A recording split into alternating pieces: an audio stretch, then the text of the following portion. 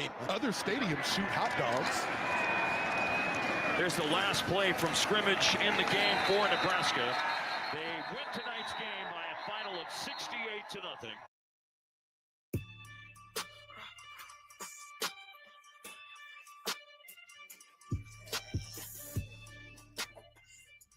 Good morning, Lincoln, Nebraska. Happy Victory Monday. Welcome into the morning hookup. Bill Hooks, Elijah Herbal, YZ, Chase, full house today after a big weekend of Nebraska football. First week in the NFL. It's going to be fun today. Maybe the NFL game of the year last night. Oh, my gosh. Absolutely. Maybe the performance of the year for Nebraska. Well, that might be a little far, but a 68-point margin of victory. That's pretty good. That's pretty good. We're going to get to every bit of that game. We'll look at that. We're going to look at the week one of the NFL. Jump into Major League Baseball in the second hour. The races are heating up with less than 20 games to go, where your favorite teams are sitting at. Also, welcome back Evan Bland from the Omaha World Herald in the second hour. And look around some stories that we missed as well. Well, fellas, how was the weekend? I'm just going to, we do game predictions every game, by the way. Thanks to everybody that hung out in the Real Red Reaction Show. It was on fire at times. I tell you what, if you didn't, I know it's out there. You can go back and listen to it. In my 8 years of hanging out around here and doing shows and Real Red Reaction shows, that might have been the most epic call ever on that show. Oh, Game Dog calling in. And oh, my gosh. YZ called in. Touting his win, his across the border betting a shutout game across the border. He nailed it. There is proof. He sent us a text. You take the lady out for a nice dinner last night? No, not yet. We both had to work yesterday. I sent him. He sent us a text. We have proof that he did actually place it across the border. So he got that. I was sweating a little bit. I kept texting because I tell you what, there was a doink and a block that saved you. Because I'm like, this isn't going well. I was jumping up and down in front of my TV, but we got it done. Hope you didn't spill anything. Degenerate behavior. Nebraska's blowing out Akron. He's cheering about a blocked field goal. Hey, sometimes those are the things you need to get through those types of games. Just a little bit on the line.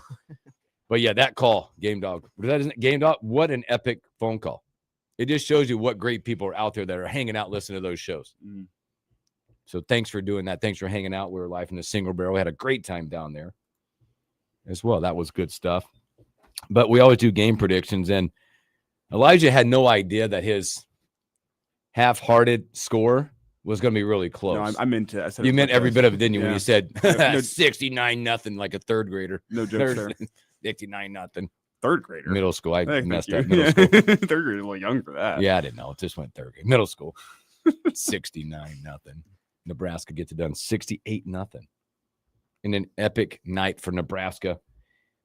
Looking back at this game, we talked about it on the River. Actually, I'm sure you guys talked about it yesterday. Average Joe's Sports Show, the Sunday edition yesterday. We talked about it in our show. This was all about optics. And I think you checked almost every box from the optics side of that you needed to do. Dylan goes out, does Dylan type stuff. By the way, setting a record, 20 straight completions going back to Cincinnati, the Cincinnati game. The end of that game, was it 9 straight to end that game and 11 straight? Or however it's flipped up, 20 straight completions. He gets it done. He has a record night for him. Emmett Johnson, once again, absolute dynamic running of the football. Your defensive line, a little bit better. We saw a little bit more on that side. 9 tackles for a loss, 2 sacks. I think they were credited for 2. There were 2 sacks credited for. 9 tackles for a loss. And you dominate this thing from jump. You get development stuff going on. You get your backup quarterback in. TJ Lateef. The lights were not too bright for that young man. He looked poised. He looked like he was ready for the opportunity. You created some moments. Your OC put you in great position to execute in this game. Epic proportions. Over 700 yards of offense. You never punted? Never punted, unfortunately. Nah, really. We might not see Archie until Michigan, by the way. Just throwing it out there. There's a chance. Again, there's a greater chance we don't see him this weekend as well at 11 o'clock. I saw yesterday Akron would be favored by 2 touchdowns against Houston Christian on a neutral field. Oh, dear God. And the advanced analytics would put Akron somewhere around the 160th best team in the country, which is Wow. funny because there's only 15 FBS teams, 120. That number fluctuates every single year. So there's like 40 teams that are non-FBS that are ranked higher than Akron in the advanced metrics. Now, that being said, losing by 68 points is not going to be kind to your advanced metrics. So there is also that little, That's okay. true. But Houston Christian ranks somewhere in the 240 range. Oh. Not to take them lightly. It's another weekend as we get through the week to talk. I mean, we could take them lightly, but respect your opponent. Don't disrespect the game. But again, this will be another week that I think as we get down through the week and we start talking about it a little bit, we won't talk about Houston Christian. We'll talk about what Nebraska needs to do. Do the starters even make it to halftime in the I football don't game? know. I think it's a half as we get to that point. It's a half, and there's a second half of a lot of dudes playing. Are you familiar? Eastern Kentucky? Nope. That's on school. the east side of Kentucky. Well, yeah, that's Eastern Kentucky. That's the Fair school. enough. They're from Richmond, Kentucky. Rich, what? Anyway, Houston Christian lost to Carter. them 20-10 Oh gosh. over the weekend. Okay. I have it to a school I've never seen that logo before. They know why they're going to be here this weekend. They understand what's going to happen. But when you look back again, the optics of Saturday night were all there. All the elements were there.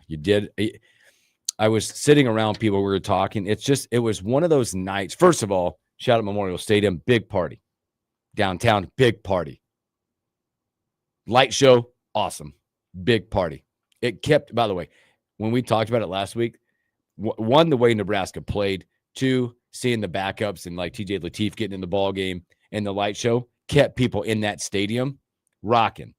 Now, after the light show, people were trying to get in line to all the bars as quickly as possible because it was going to be a night to party downtown Lincoln. They were standing in the beer line all night long, and they went and stood in the line at the bars downtown. Yeah, I want to get people's comment. If you had the chance to go get in line, what it was like.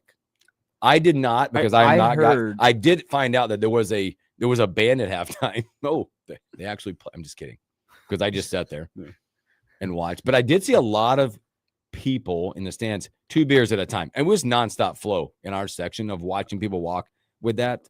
I did hear long lines. I heard long lines that moved quicker than you may have expected. That like the lines looked brutal, but they all moved pretty fast. Okay. And I heard in the south side of the stadium, I did hear one lack of the food options in the south side and running out of stuff or having to go to north side to find out where the chicken tenders were.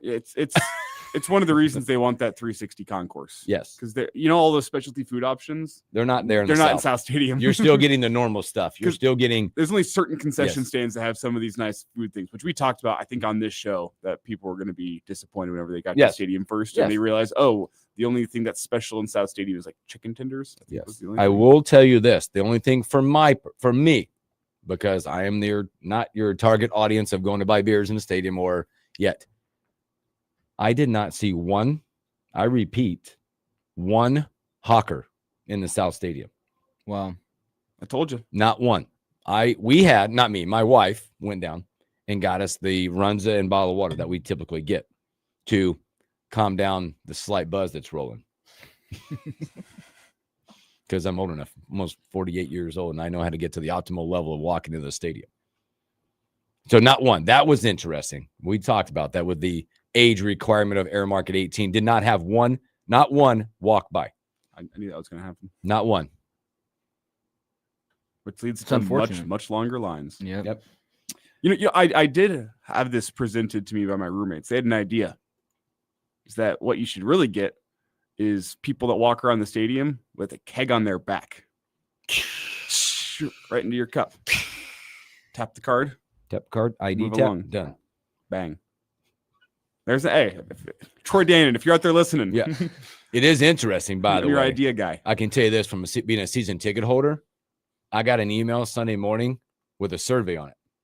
They're sending those out, trying to figure out how to better change the process. That's just what I heard. But back to the game. Optics really good. Special teams leaves their mark again for a second straight game. Cincinnati was Archie's punting. This game, you get a block. You get some nice return yards. You're starting to see a little gaps. You saw a little progress in the blocking. Now, we kicked one out of bounds again. That's 2 for 2. And we noticed Mr. Hull did not return after that. I'll also add with the special teams, I think there was 2 punt returns that if you make one man miss, you probably could have scored. Yes. And Nebraska's That's going to happen. happen soon. It might happen Saturday, by the way. Yeah, because there was one where the entire Akron punt team went the opposite way from where the punt went, and Ja'Cory Barney had one man to beat, and he did not beat that man. And then there was the really short punt from the end zone that landed at like the Akron 40. That Ja'Cory Barney, he also had a seam on that one. It was probably one man away from. I mean, it's just that's a little nitpicky to say you should have scored a touchdown on a punt return, but if you were going to get one, it was going to be that game. Akron's special teams was not buttoned up. Akron didn't have a lot buttoned up. No, I was about to say more than just special teams. They did not. But we knew that. We didn't even talk about them on the show. We just kind of rolled right through it. But again, optics-wise, Nebraska does a great job. I think everything that we talked about during the week leading up to the game was checked off. Now, I pose this question on the reaction show. Just when you look at stats, right?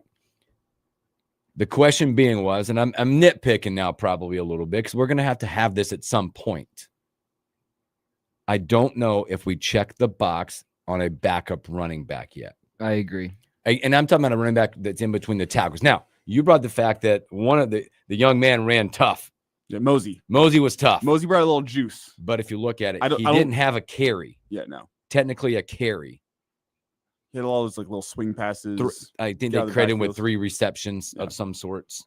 But kid runs hard. Now, and he can break some tackles. Yeah, he looked really good. There's an adjustment period to figure it out. I mean, being a guy who played both wide receiver and running back in high school, now you're just stepping into Power 4 football.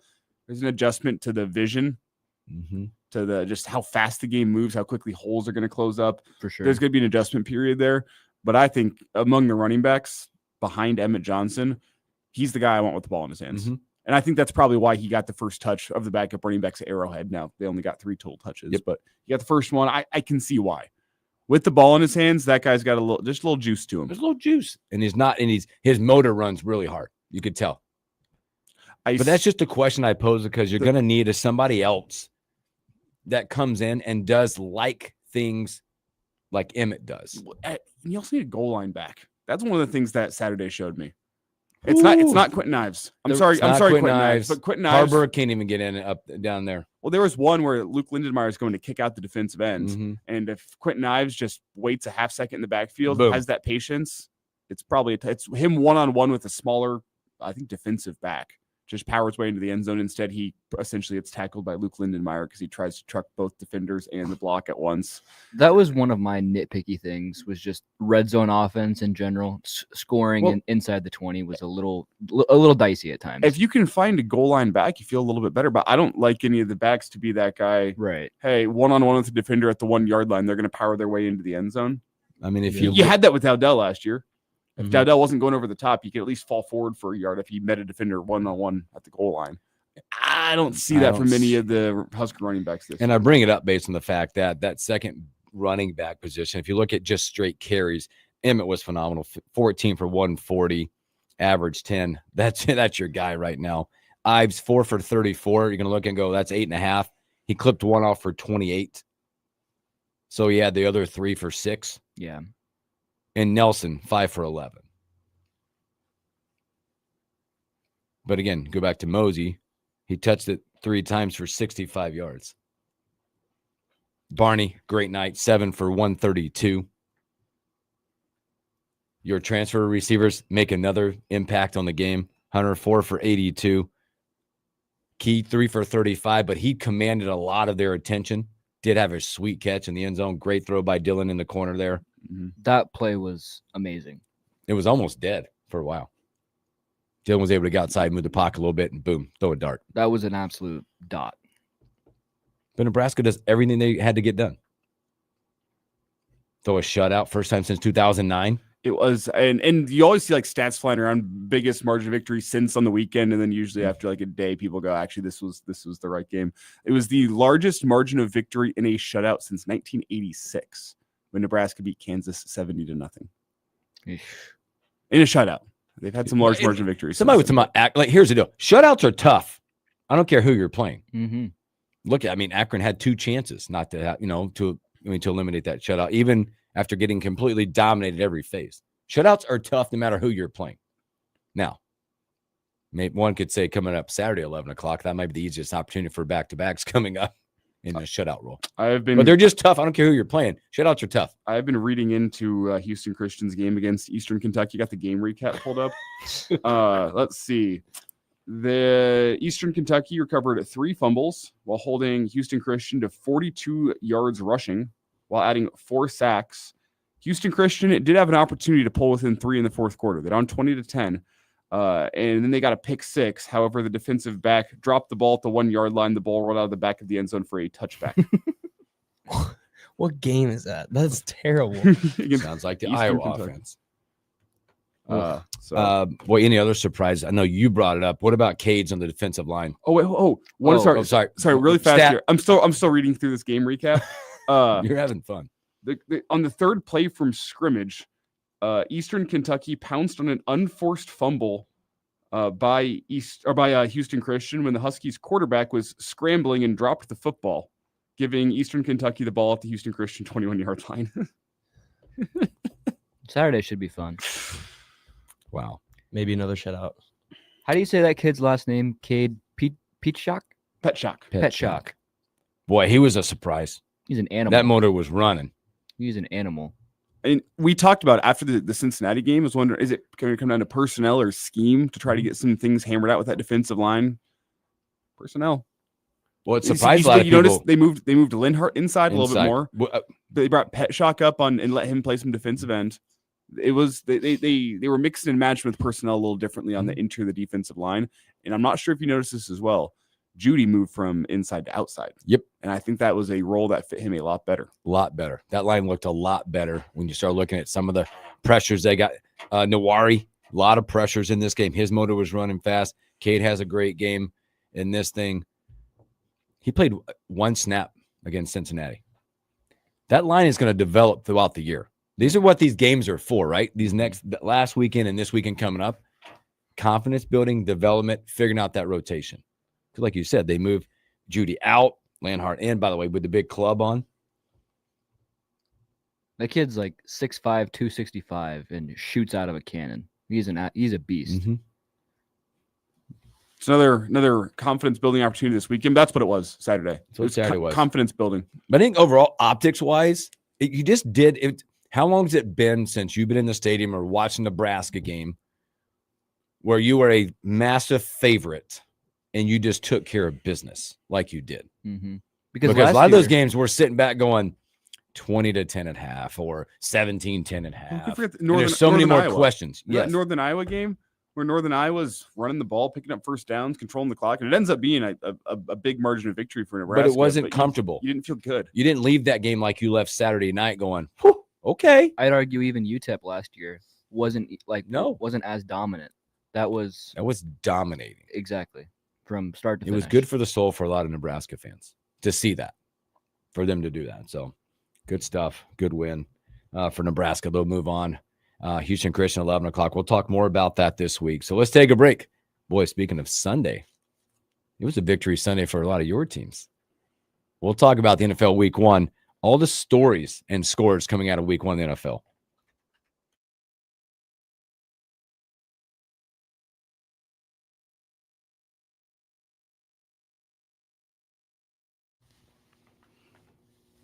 You tweak my headphone jack. I only got sound in one ear. You know why? That's why. I forgot. I didn't see that. Now I can hear mine now. You're in the how's that? There we go. Thank you, sir. That mine was really low and muffed too.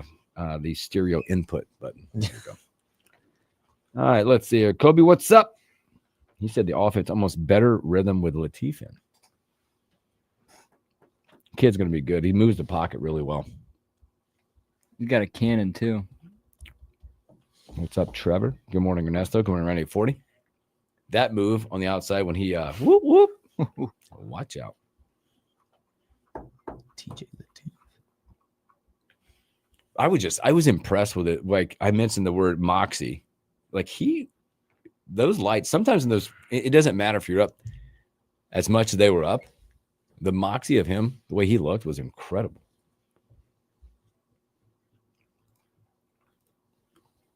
He also ranks ahead of at least one quarterback in the Big Ten in passing.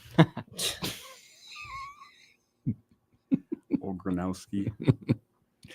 Wasn't the stat? He has 2 games, 127 yards passing. Mm-hmm. Latif's at 128. Yeah. Whew. In a quarter and a half.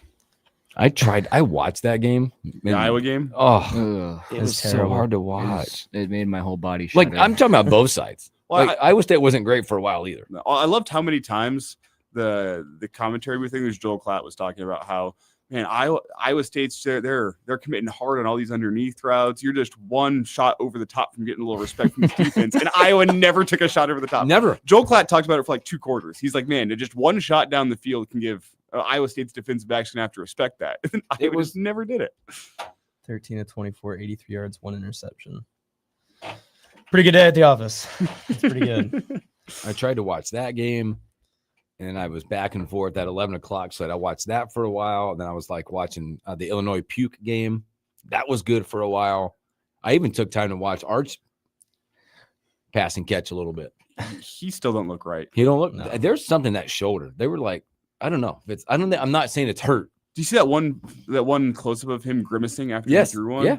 Yeah. His throwing motion doesn't look right.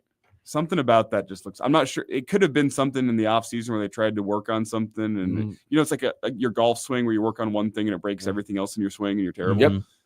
It could be something like that, or maybe there's some sort of injury going I on. don't But know. his I throwing don't- motion doesn't look. I don't right. think he's healthy. That No. It's an early Ryan 840 early predictions for Saturday 81-0.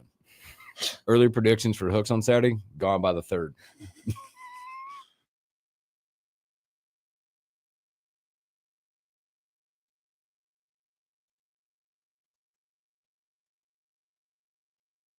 Win, win, win, win. Yeah. Curve everything else. Win, win, win, win. Win. These ops ain't lit. Mommy. Win, win, win. Welcome back in the morning Hookup. Happy Victory Monday. I'm not sure I've ever heard the censored version of that song. They did a good job with it. I can't lie. Hey, I was Tough going to ask you task. this. I was going to ask. I'm not going to put you on blast. I just want to know. I look right here to my left. How'd that go? How'd that go? Did you have a good night? Where'd that come from? I don't know. Huh. I didn't want to put it on air or anything. I just we were on it. We Justice and I cracked a beer live in the post game show into the mic. oh The rest are in the fridge. They weren't even in the fridge. no. I heard. I was still in the show still when you're like, I don't know. These things are warm. Nothing sounds So better than a Nebraska beer warm. Still on hit the the victory. spot. Still hit the spot. Could you find some ice? Beer on ice. I don't know. Just, Beer There- on ice. there's buddy? only that there's- sounds worse. Listen, I don't know, but there's only one. Let's water down my watered down beer even more. There's only one thing that is to me to drink hot, and that's coffee. Was it hot? I rode back. I had to go. This is an irritation moment for me. We have we have a fridge in our garage, and it's just got beers and bottled water and stuff. And I'm a bottled water guy, so I usually the old Costco gets you up with the old 40 pack for like $3 or whatever. I don't know. So I usually just grab 1 or 2 in the morning. You notice I usually have 2 bottles. So I went out there this morning. Whoever went outside left the fridge cracked about that much. Wasn't quite cold enough for me. So I had to go. It's fine. Pissed. See, my garage isn't heated, so I always appreciate when winter rolls around because I have a garage fridge again, and that's just leaving stuff in my garage. Beautifully cold. Both cold. It's great. You just Did it ever freeze up? uh, I've had that situation where we're like in the wintertime. So we have to turn the fridge down to warmer in the winter because it gets cold in there. And then sometimes the pop will explode. Pow, pow, pow, pow. It's those brutally cold winter days where Yep. my garage gets cold enough I've had some beers explode in my Yeah. garage before. You got a It's whole disgusting. cow in there. It's disgusting. You got a cow hanging from the you're garage. not a room temp water guy. You like it Ice cold. ice cold? Ice cold. Mm. Like I have full time in my car. I have a full time Yeti in the car with ice water. There's in there one right now from when I leave because my goal is to finish one before the show, and then I get in the car and there's a fully loaded with ice Yeti of water. I'm not planning on having any water till at least like 2-3 p.m. today. Are you taking pills for that? No. Ryan 840, by the way, come on and said 81-0 for Saturday. He is a smart man. He changed his prediction in honor of Ryan 840. 84-0. There you go. Great prediction. Boy, week 1 of the NFL, fellas. By the way, I can tell that I sent out a message yesterday to my 3 partners on the radio. I got 1 response, and I knew I wasn't going to get a couple of them because it was NFL week 1. I had 2 tickets to volleyball yesterday. I thought maybe you could land them, take your lady. Yeah, it was unfortunate. I took the day off. I was exhausted. I'm not gonna lie to you. I did watch volleyball, but it was from the actually, it was from the pool side. I was watching with my phone. I was doing our show in here when I got that text, and I was like, I just threw it out there. I'm gonna sit on my couch watch football for 9 hours. I wanted today. to offer. It's a good view from our seats. I'm sure it was. I was just It's about like right here. Saturday was a long day, and my Broncos were playing. And I actually reached out to like 5 different. You guys were the first, and I didn't hear back. And I reached out to some more. Everybody had the same thing. I'm exhausted. I'm tired. I understand. Like I get it because I was that way. We're like, oh, and of course, volleyball just takes care of business like they have been doing as well. Boy, week 1 of the NFL came a lot of games yesterday. I told Chase earlier about this. I don't think you can overreact a lot in week 1 of the NFL. But I think there were some things that I feel like I learned watching this. There are 2 teams, I think, notch above everybody after week 1. I think the Ravens and the Bills are just a little bit ahead of everybody in the league right now. Again, not because the Bills came back, just looking at what they do in that game. Okay, that was an impressive game. Josh Allen coming back. That I do believe. I can also think that you can predict that the Dolphins are going to suck. That's just my reaction because I think there were a lot of ho-hum games that people were learning and getting through. Like, look at the Bengals and the Browns. Bengals always struggle to go to the Browns, but they get a victory. That Ashton Genty is going to be a good running back in the NFL. Things like that, I think you can figure out. But some of these games were a ho-hum. Your Broncos held on. Stout D in the second half. What was it? 4 net yards from Tennessee in the second half, something like that. Ryan 840 posted. He said, "Tighten up. -2 yards second half. Orange Crust D is back. Believe Bo gets the turnovers cleaned up." Yeah, Bo had a rough day, but the Broncos defense was legit. Cam Ward was in hell the whole second half. Yep. Kind of felt bad for him because even whenever he did deliver on the money, Calvin Ridley was dropping it. So what an awful place to have your first NFL start. Yeah, on the road at Mile High against the Broncos defense. Good luck. And the thing is his stats look super pedestrian. I actually came away from that game like, man, Cam Ward's going to be a good NFL quarterback. Yep. I have seen veterans have worse day against the Broncos defenses. James Winston. So the fact that Cam Ward went and did that in his first start, I'm like, okay, don't look at the stats with that. He's gonna be fine. But rough one. That's right. You get it done. You get a win. You go to 1-0. I also think the Packers might be the class of the North. Yep. They looked good. That's not taken away from the Lions because I think the Lions will still be a really good football team. But the Pack, what they showed offensively and defensively, against a very good unit. The Pack is, after week 1, they're the class of that North. That was definitely an overreaction. I saw a lot about the Lions. Everybody was like, God, Detroit sucks. I'm like, well, okay, they just lost their offensive and defensive coordinator. They still got a lot to figure out. Campbell can coach. Don't you worry. That is a tough football team. They'll be good. And Lambeau, no matter what time of year it is, that's a tough place to go and play. Absolutely. The Packers win a lot of games at Lambeau for a reason. They have the home crowd behind them. They were fired up. Micah Parsons he didn't play every single snap. A lot of pressures, as the game went on, they're using him a lot more. That man was just relentless all game long. I thought he played more than I thought he was going to play. Boy, but I love the announcer. Did you see a sack? Whoever was announcing that game said he must have been running quietly. How do you not know he's there?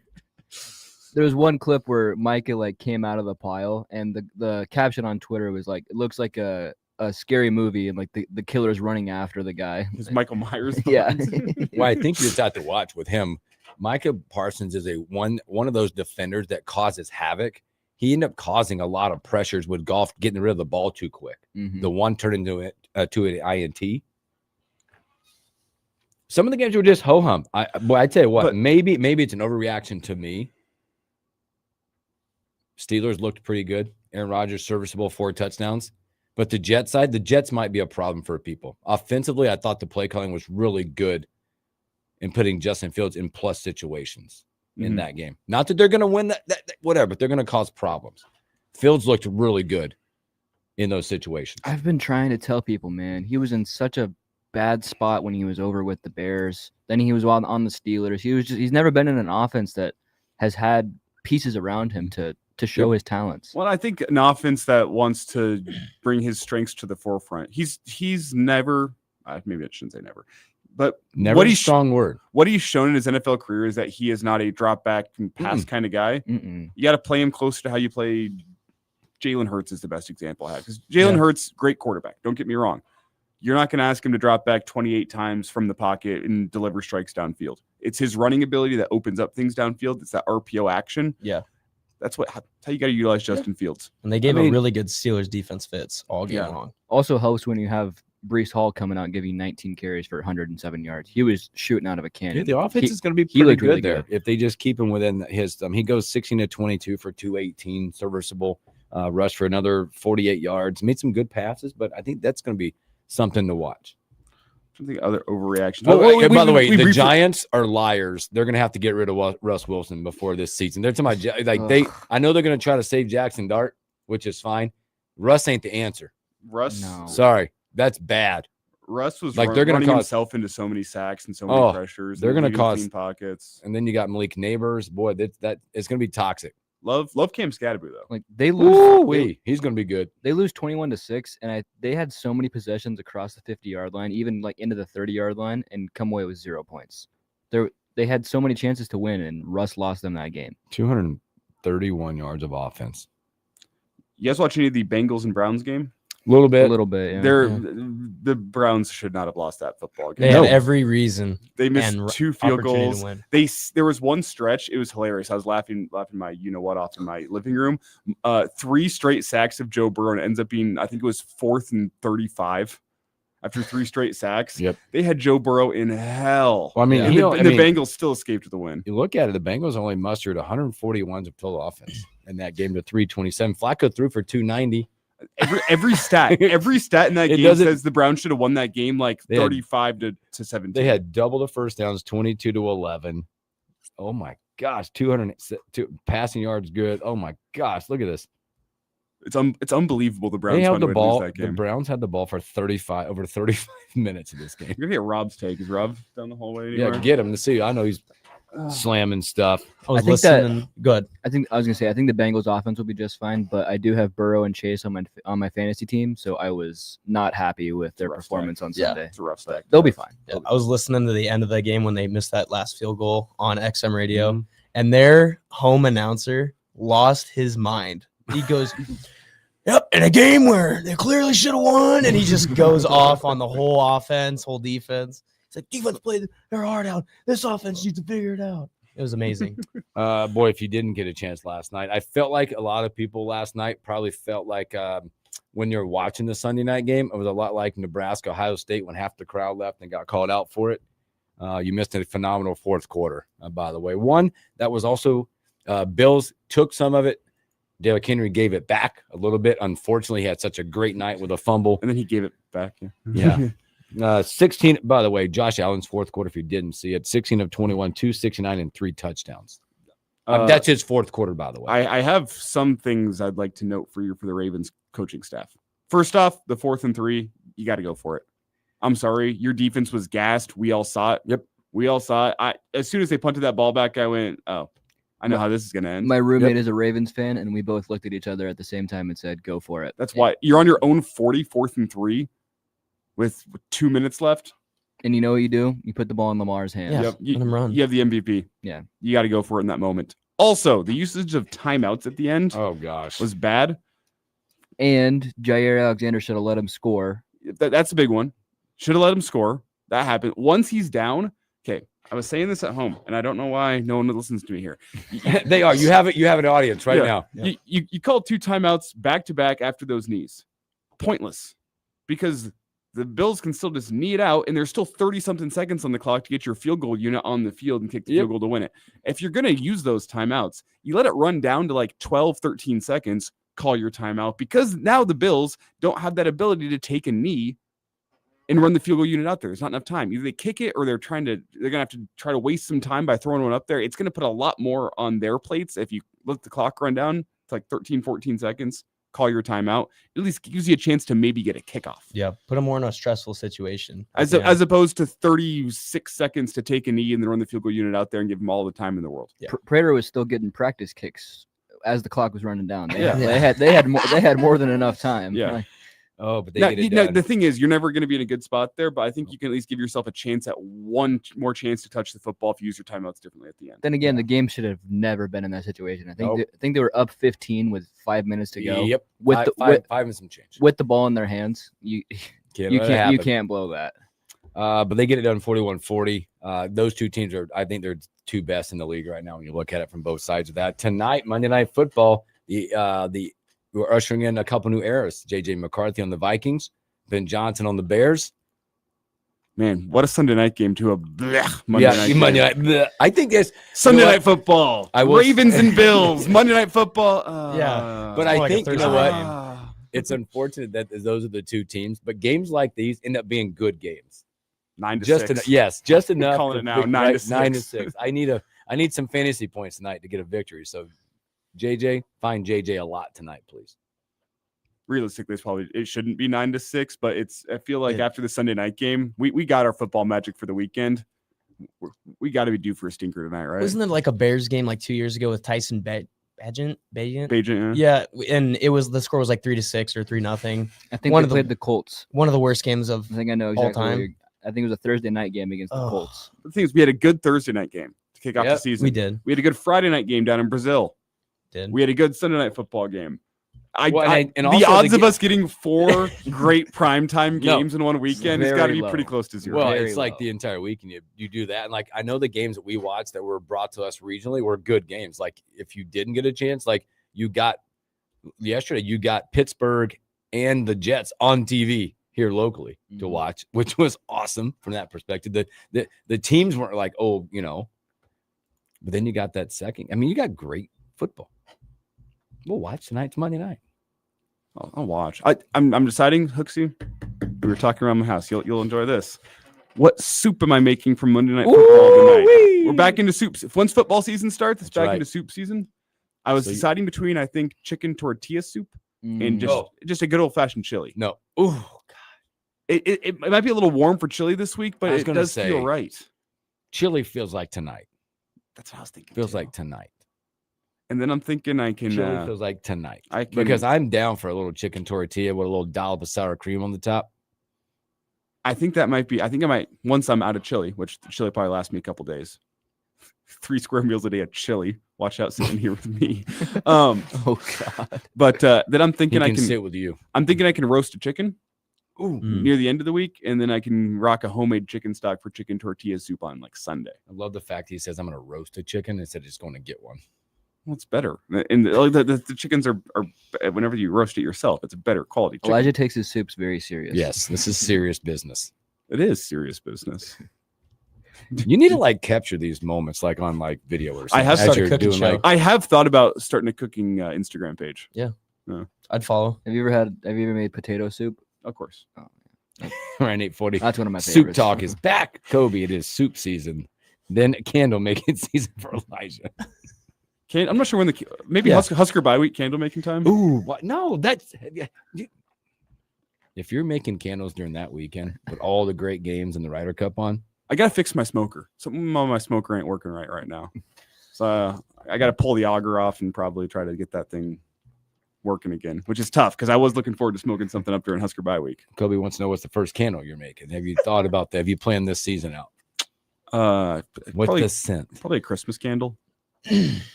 Like peppermint.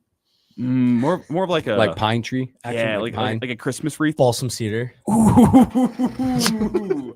we got him started. Balsam cedar, but like just a hint of apple. Okay. Oh my gosh, ladies, ready and available. Right here in the morning hookup. So, all right, let's take another break. When we come back, we're going to keep the football thing rolling. Let's look around college football. Some sights, sounds, and stories. Boy, there's a team that is in trouble. They're dead now. That and a whole lot more when we return.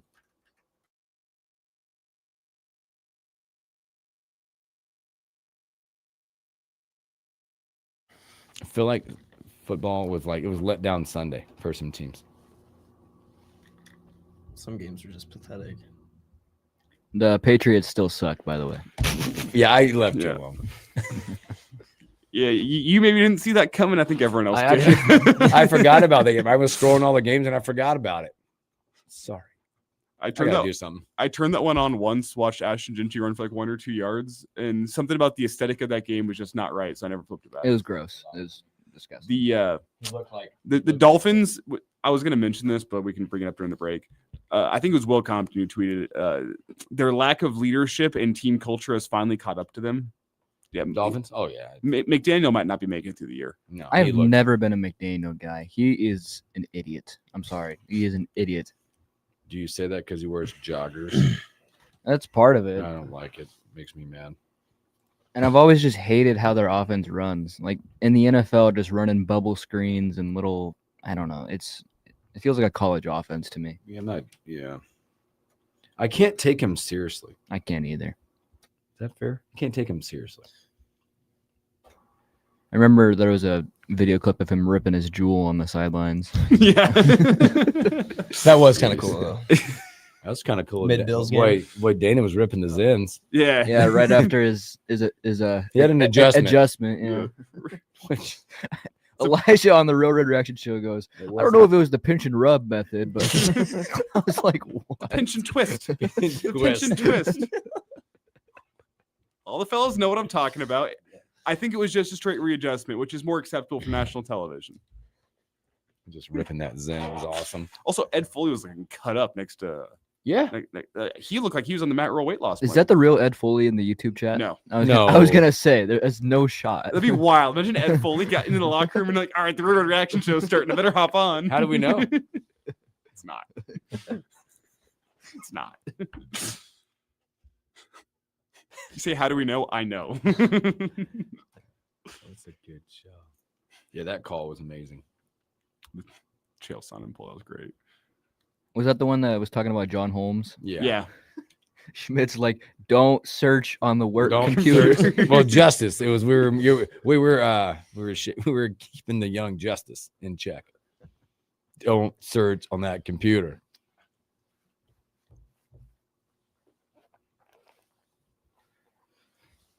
There's some teams that caught my eye this weekend in college football. Yeah, there's some out there. I tell you what. Oregon looks like a wagon, so I can't wait to watch them lose in the first round of the college football playoff. Yep. I have a future on them to not make the playoffs, so I need them to slow down. Yeah, you can just burn that ticket. Yeah, that's gone.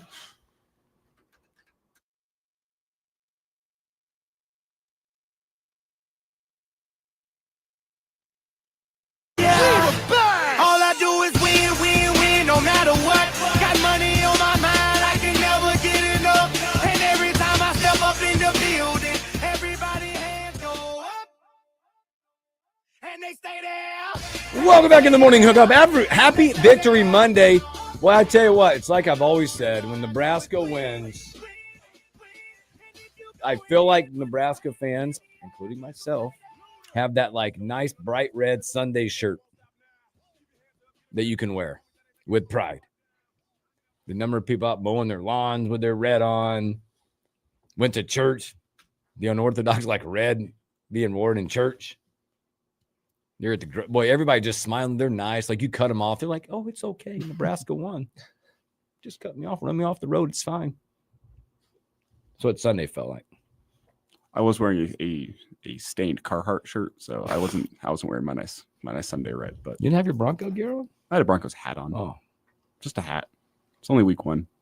oh, you gotta settle in. can't quite come out of the gate yet. You can't pull out your best fit on week 1, you know? You gotta Why? leave a That's little like tank. the opening week you're fired up about. Yeah, but you gotta save your best fit for like Sunday night football, Monday night football, Prime time playoffs. stuff. Prime Yeah. time. playoffs. Yeah, Playoff. Well, you're way out there now. We had playoffs last year. Uh-huh. The Bills kicked that ass, but BTA. College football, speaking of things that weren't like the great slate was not. The first week obviously was a great slate. Yesterday, you didn't get a lot of great top 25 acts. I think the biggest game everybody was probably trying to tune into, maybe if they could keep up with it, was the Michigan-Oklahoma game. Yeah. Michigan falls here. Oklahoma looks like they're going to be okay this year, by the way. I took one for the team. I wasn't sitting in the press box. I was flipping between Nebraska, Akron, and Michigan, Oklahoma to give the scouting report. What do you think? Underwood, Underwood, I don't think that Sharon Moore took the training wheels off of that offense for him for that Absolutely game. not. There was a lot of short, quick passes. We're going to run zone read here. Underwood can beat you with his legs. I don't think if Michigan's going to win football games this year that he will be beating a lot of teams with his legs. They're going to have to take the training wheels off of him. Oklahoma, they won in the trenches. Their offensive line and defensive line beat Michigan's offensive line and defensive line, which is kind of crazy to say based on what we know about Michigan over the last couple of years. But that offensive line and defensive line did not look close to what their national championship teams looked like. There was actually, I thought, a pretty good sized gap between Oklahoma and Michigan lines of scrimmage. I agree. Oklahoma's defense was also fast, physical, and attacking. Yep. I walked away really, really impressed with Oklahoma's defense more than anything in that football game. Michigan looks fine. They strike me as like there's still a lot of time to get better. So take this with a grain of salt. It's in progress. As your quarterback settles into the season and a true freshman season where he learns some things, he'll probably get better. But I saw like an 8-4 Michigan team. Yep, absolutely. Respectable, good enough to beat the teams that aren't Oklahoma, that aren't top 25 teams, but I don't see them being a team that takes down any big dogs this year. You mentioned Underwood, 9 of 24, 142, just around 6 per attempt on average. Not stellar, but that offense will evolve. Don't get it twisted as you look at that. I also thought it was a unique week for a lot of letdowns around college football, especially those teams that had big time games in week 1. You look at a Clemson who fell 27-16. They were down in that game a lot. They didn't look very good. Georgia kind of uninspiring in some of those. Boy, Missouri beat you a little bit, huh? 42-21, and a pretty exciting game if you watch that one. Did you see the one fan? Oh yeah, that was my favorite thing on Twitter yesterday. Mm-hmm. He had a chance to kick for 25,000. He had a little message for KU. Turned over, kicked the ball towards the sideline. Well, he did you see what he said? He hopped on Twitter yesterday. No, I did not see that. And he's an amputee. Oh, so he has a prosthetic on his right leg. So he said, I knew I was never making that kick. So as soon as they selected me, I'm like, my gosh. I'm not going to make the kick. So what's the point of trying? I might as well send a message to the hated Jayhawks. So he had FKU painted on his chest, and he lifted that up and then kicked the ball at the KU sideline. He said he was trying to hit players. Things I also watched over the weekend. I watched Sorsby for Cincinnati. He had a really nice day. I know people look back and go, Cincinnati played us tough. What did he go for? Like over 303 touchdowns. He looked good. Note that out there, Colorado made a big decision during their game. When you look at that, they switched quarterbacks midstream as it wasn't going well. They've got a little issues going on in that game. Did watch Iowa a little bit. Boy, that offense is terrible.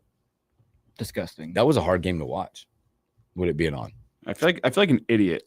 I feel like an idiot because all offseason I was like, no, Iowa's offense is actually going to be better than their defense this year. I couldn't have been more wrong. I don't know why I didn't see this coming. It's just their quarterback. Like they're running. They still have a good running game, but good God, the kid can't throw the ball. No, he's got 127 yards in 2 games. The stat we talked about was TJ Latif now is 128 in like a quarter and a half. He now is 1 yard ahead of Husky. I was watching that game with my dad, and he goes, "Who recruited that guy to Kinnick?" Oh boy! I also tell you this, by the way. I watched a little bit of this game. It was a great game for a while. Illinois is for real. They are good on both sides of the football. They went to Duke. And that game was close for a while, and then Illinois just took that one over with mistakes on the other side by Puke. But Illinois is going to be one of those teams that is as good. I could not believe how few people showed up for that Duke Illinois game. There was that background was on. There was no one there. I thought Duke would at least get some excitement about that game, but nah, there was none. You have a top 15 team coming to town, and that's how you show up. Also, maybe one of those surprises out there. We can get to them later on as well. Florida, they in trouble. South Florida gets it done. K-State, good night. That South Florida team, I think is good. Florida's also overrated. Yeah, they got Both Miami this week. Bye-bye, Billy Napier. They got Miami this week. South Florida, Miami. But South Florida looked great against Boise State, looked great against Florida. That's a good team. They might be in the playoff at the end of the year. K-State out. See ya. Army also gets that one. Boy, that's a big one. So, all right, let's take a break. When we come back, we'll jump into Major League Baseball and a whole lot more.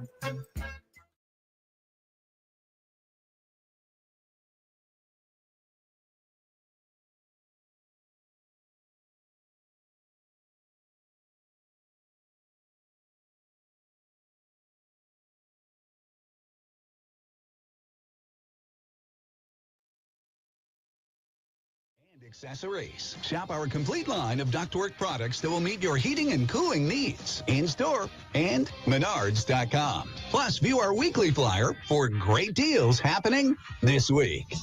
Save big money at Menards. Are you ready for a new opportunity? Check out Sandhills Global. Join a dynamic team where your skills are valued and your career can soar. We offer full-time positions with a 4.5-day work week, competitive pay, excellent benefits, and a positive work environment. From IT and marketing to sales and finance, we're looking for talented individuals like you. Apply today at sandhills.jobs and take the first step towards an exciting future. That's sandhills.jobs. Don't wait. Apply now.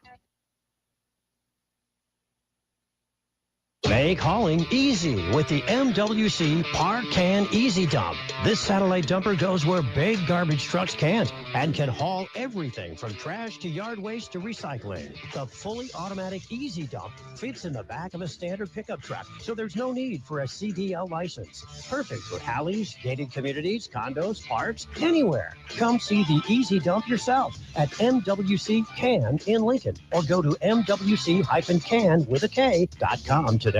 Jill St. James for Heartland of Nebraska Windows. When I started updating my home, the first project was installing triple pane vinyl replacement windows from Heartland of Nebraska Windows. And now every day when I let in the fresh air, pull up the blinds, or even clean them, I'm reminded I made a great investment, especially when I open the monthly energy bill. Need new windows? Call for a free estimate. You can buy more expensive windows from a bigger company, but you can't buy better windows from a better company than Heartland of Nebraska Windows. School's starting soon, but summer's not over yet. Keep grilling those burgers and hot dogs, but don't toss that empty bun bag.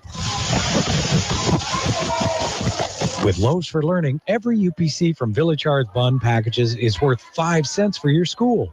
Earn up to $10,000 this year just by eating what you love. Grill now, give back later with Village Hearth and Loaves for Learning.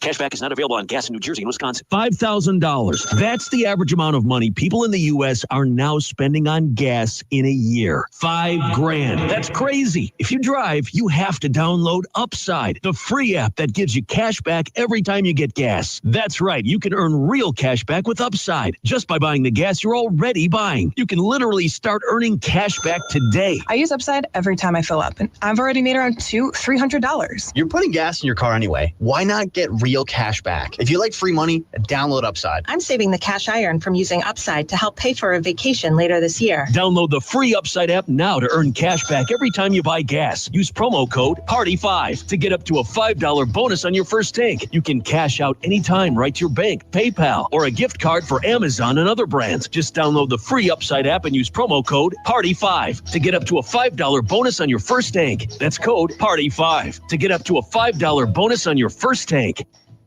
Hey, it's Ryan Reynolds here from Mint Mobile. Now, I was looking for fun ways to tell you that Mint's offer of unlimited premium wireless for $15 a month is back. So I thought it would be fun if we made $15 bills. But it turns out that's very illegal. So there goes my big idea for the commercial.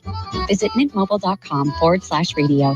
Upfront payment of $45 for 3-month plan equivalent to $15 per month required. New customer offer for first 3 months only. Speed slow after 35 gigabytes if network's busy. Taxes and fees extra. See mintmobile.com. Lincoln's local news, talk, sports, and weather station. FM 101.5, 1240 AM, KFOR, and KFRX HD3, Lincoln.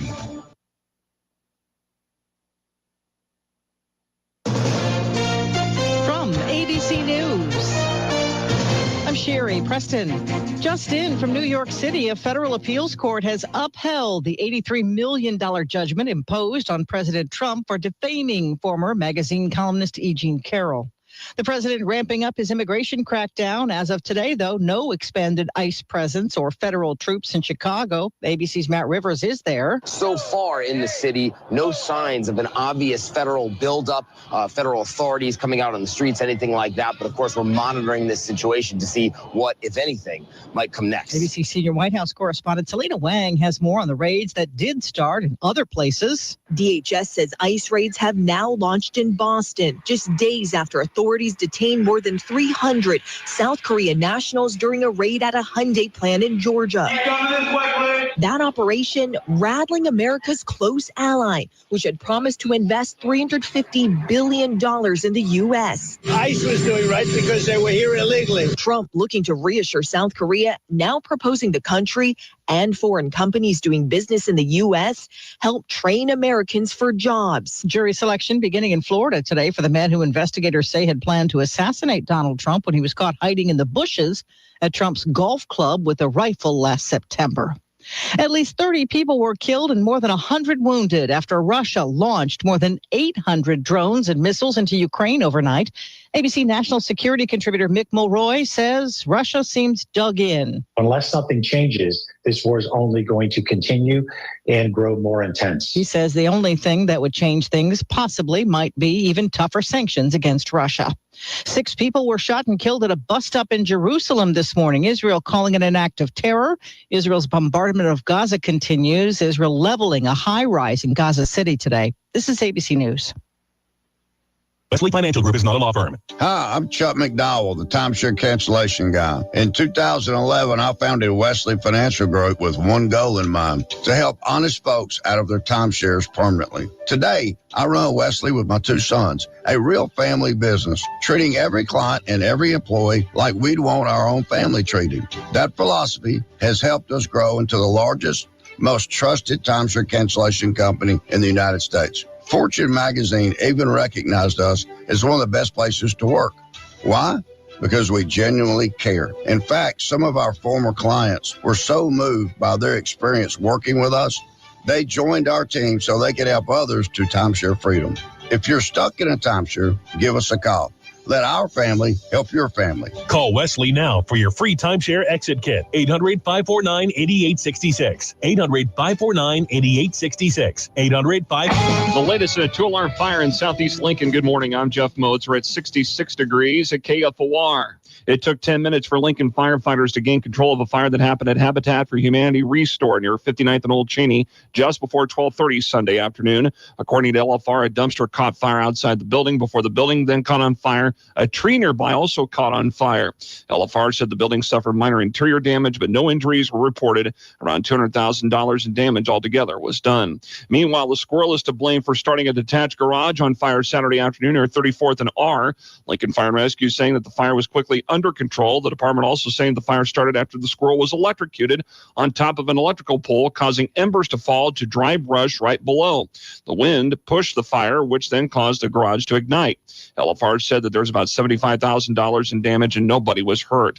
An investigation is underway into an armed robbery in North Lincoln that happened around 2 o'clock Saturday morning. Lincoln Police Lieutenant Jason Goodwin telling KFOR News officers were called to the area 33rd and Holdridge, where the victim gave the suspect all the items that they had. The victim then fled on foot.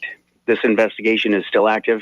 Anyone who may have seen this incident or has security video footage of the robbery should call Lincoln Police at 402-441-6000 or Crime Stoppers at 402-475-3600. And for the 13th year, the Clement Noyes Art Gallery in downtown Lincoln will be putting on the Art in the Garden at Sunken Gardens coming up September 20th.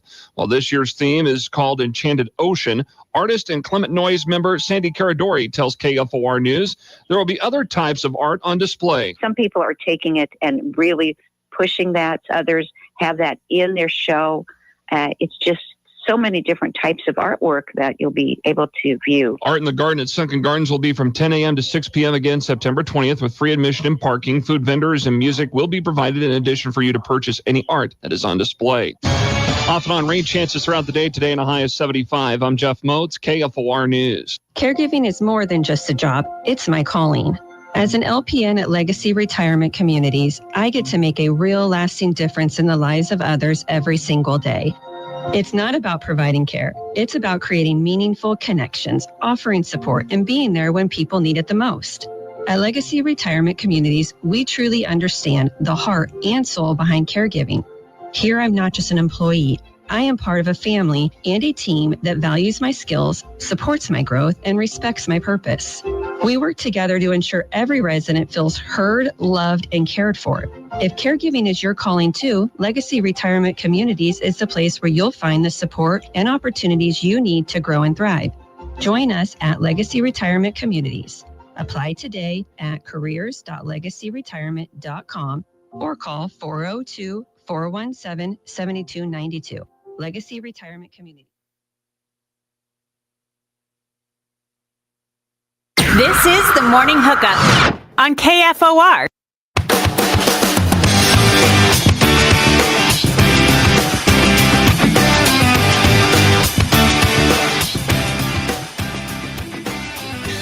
Welcome back to the Morning Hookup, hour number 2. Go ahead. I'm never singing on the air again. You just, I have a question. It's probably more like in the moment in time for YZ more than anything. What is the optimal highest level time to do a proposal when it's almost virtually impossible for somebody to say no? Luke Lindemeyer might have just nailed it after the game. Don't ask me that question. You get your first touchdown. It's a big win. You got everybody involved. Husker Nation, your coach, team there. And you get engaged. Was that really his first touchdown? Mm-hmm. Ever. Wow.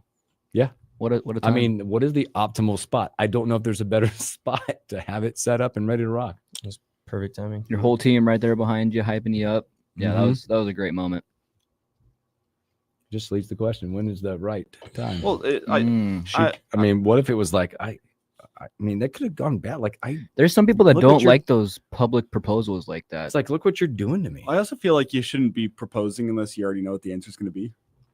Like if there's doubt in your mind, Yeah. What? probably shouldn't be proposing. You've already set it up. Well, like I mean, I'm not sure how your relationship. Maybe not. Cut. I feel like most of the gentlemen in my life that have proposed have gotten a lot of pressure from their girlfriends to go ahead and propose. A Like, lot hey, of them have are you gotten like, my ring yet? Like from all what- these things. Like I feel like Because there's they're ready. Yeah. And yeah. I From feel what like they under- let you know. From what I understand, knowing not enough about enough now, because mine was a long time ago. But like these are like pre-set up now. Like you already got the answer type stuff. Like I was probably in the wind going, oh, hope she likes me enough. Isn't that how it's supposed to be? Yeah. I just know nowadays, like people go out and like it's understood that this is going to happen, and they go by and they put deposits on wedding venues and stuff before it happens. Oh dear. Advice, just in case. I went to a wedding this summer, and shout out Grant and Jamie, lovely couple. They had met down at school, which is down at Ole Miss, and then right after college, they had gone their separate ways actually. And she was living in Charlotte, he was living in Florida. Great city, Charlotte. Yeah. She had put a deposit down on the wedding venue in California when she was living in Charlotte. What? Telling you. And he was living in Florida. And they ended up moving across the country. Their house is 45 minutes from their wedding venue. And I'm like, she has been pulling the strings on this for years. I just know what happens these days. You're all preset. It's like arranged stuff going on. What the yeah, my heck? report along those lines, chasing a cougar action this weekend. That was after the fantasy football question as well from Kobe. Are we referring to Cougars in the sense that I think we are? The BYU Cougars, Yeah. right? Yeah, that's what we're all thinking. Right. Hope so. The places Chase was at this weekend do not involve Cougars. Not that well. Bars after the game, maybe. Depends on as young as you are, what you classify as a cougar, though. It's all relative. Oh, anything over 25. Leonardo DiCaprio over here. My gosh. Boy. We'll get to a little fantasy football coming up. Let's look at a little baseball, boy. We're 143-ish games in. Some have played a little bit more. It is still neck and neck out there in the American League East. Toronto holding that 2-game lead over the Yankees, and the Boston Red Sox are sitting there 3.5 back. How my Rockies doing? Oh, we don't even know. There's a reason why I scroll down, and they're the very last team I come to. Well, they hit 40 wins. I did not think that was going to happen. Neither did I. They're at 40 and 103. Could be worse. I wasn't the preseason win total set at like 47.5 or something like that. Let's look this up. I think only you would know that, total. Elijah. Okay, we're going back to March 31st here. The Rockies preseason win total was set at Oh, 58.5. Oh, they're Oh, going yeah. so far under on that. Oh, That was gosh. 58.5 should have been Who easy set money. that number? I don't know. But Detroit continued to roll their 8.5 up against in the Kansas City as well. They're cruising right now to that division. Houston 2.5 up on Seattle, making their way. If you look at the wild card setup out there, the Yankees hold a 5-game lead over everyone else. Boston 3.5 up. Still a little race going on with Seattle right there. Texas 1.5 back. Kansas City 2 back, and the Guardians sitting 2.5 back. So still a little bit of stuff. The Guardians are coming off 3 straight wins, and that one Texans, they've won 7 out of 10. So races to watch out there. Seattle, they won 2 straight, but the winners at 4 out of 10. So this is going to come down to it. Philadelphia continuing to roll out in the East. They're 7 games clear in that division with the Mets. They're 7 games back. The rest of them don't matter. Milwaukee, boy, extends their lead, by the way, winning 3 straight. They're 7.5 up on the Cubs. And that one, Dodgers, boy, only 1 game back still. Looking at that one, if you're looking at the wild card perspective, boy, it feels like the NL is pretty not wrapped up, but it's getting real close. The Cubs are 5 up in the wild card. Padres 2. Mets hold that last spot, but the 4 teams, if you want to throw them out there, they're trailing. The Reds are 4 back. The Giants are 4 back. Diamondbacks and Cardinals both 4.5 back. So a little bit more, I guess, race potential. Looking at the AL. Take a quick side detour here. We got Ernesto on the Oh, line. baby. Ernesto, what's up, my brother? Not too much, man. UCF in Nebraska, I'm pretty happy, man. Jags, I'm all good. Hey, they won. Jags got to win. It's a winning weekend for you. Yeah, it's time for the jagulation, Come on, Rhino, let's go. Hey, Elijah, man, I've said this before. Soup and candles, my dad did them. That's a real man's thing. Thank you. Thank you. Are you watching the movie? Are you watching the movie Ghost at the same time? Well, my dad probably wouldn't have watched that. He'd have some John Wayne movie on or some old school music on my old boombox that he hijacked from me when I moved out of the house for college. But it's all good. I miss him a lot. But glass of whiskey, meat in one hand, candle making materials in the other. That's how you do it. Oh yeah, and beer making all the time. I mean, he was German all the way through, man. We made beer all the time. It was great. But hey, there's a great song, YZ. You'll have to play it this Friday. It's called "Play at Your Own Risk" by Planet Patrol. I'm saying UCF in Nebraska. People got to play at their own risk with them. And Jaden Nixon, the running back, went wild for UCF. He had a hat trick, kickoff return for a touchdown, 2 rushing. It was 156 yards. Hey, man, I don't know what else to say, man. I got a hat trick of wins this weekend. The Jagulation, the Huskers, UCF. Woo! See, now Ernesto makes sense, but I did ask the question while I was briefly watching the Jacksonville game yesterday. Turned that one on? Briefly. I want to see Travis Hunter. It's fine. I did ask the question, why anyone not from the area around Jacksonville becomes a fan of the Jaguars. So you ever see people around here wearing like Jaguars gear and you're like, why? I know a couple Jags fans around here, and I'm like, too. Like I don't blame you if you're down in Florida. Like it makes sense. Yeah. But around here, I go, why did you pick How'd the that Jags happen? of all the teams? Like maybe you have some connection down there. Maybe you're originally from Florida, I guess. But like Maybe sometimes I see Jacksonville shirts and I go, of all the football teams. team. Speaking of, not speaking of the Jaguars, but speaking of UCF, they have a bye week this week. And then do you guys know who they play next week at home? Is it North Carolina? Yep. Oh, Scott Frost versus Bill Belichick. Matchup of the century coming up on Saturday, September 20th. So folks. many jokes. We can get back to baseball. Will though. that be his first? Like, I don't know. I feel like the sorority should watch out when Bill comes to town. Cal Raleigh, by the way, hits another home run. He's one away from becoming the most home runs by a switch hitter. He's got 53 now. Looking at that, a lot of baseball left to be played, but you can start to see these races really starting to shape up. Kobe wants to know where the Red Sox are. I just have to ask the question. Yes, the Yankees have overtaken them, but still 3.5 games up in the wild card. Should have a Pretty good chance to make the playoffs. I am a little worried about the team though. After Roman Anthony got hurt, What's his prognosis? Do they know? 6 to 8 weeks. So whoa, they'll have 6 to 8, not 68. Yes, yeah. They'll have to 68 weeks. They'll have to win at least one series without him, and he could possibly return in the semifinals, but probably going to hold him out as long as possible. Do you guys think the Royals can make a push here? No. They're sitting at 73 and 70. They're 2 games back from the wild card. No. They're chasing the Mariners. Mariners are 4 and 6 in their last 10. I think Seattle is much better than Kansas City. Yeah, Kansas City also has a negative run differential on the year. Also, they're without Seth Lugo didn't he go down? I don't think so. And Bobby Witt went down, right? With some discomfort somewhere. Well, the AL wild card is much more interesting to me than the NL wild card. That's I think the NL. I want to say it's wrapped up, but you're at 143 games. Do you question? Would you believe in the Reds catching the Mets? No. Do you see it was the Giants? Maybe the Giants. The Giants are one team, maybe. D-backs? D-backs, no. And who's the other one? Cardinals? No. The only team in that mix that could get hot probably is the Giants, based on what their schedule might look like. Right now, when you look at those teams that you just talked about, Cincinnati, by the way, right now they're given CBS Sports puts out there 6.7 percent chance to make the playoffs. San Francisco right now has a 10% chance to make the playoffs. D-backs 5%. So that tells you what you need to know. Quick trivia question here, because I just saw this. Can anyone guess the Rockies' run differential this season? Is it in the 400s? It's I thought I saw it one time at 321.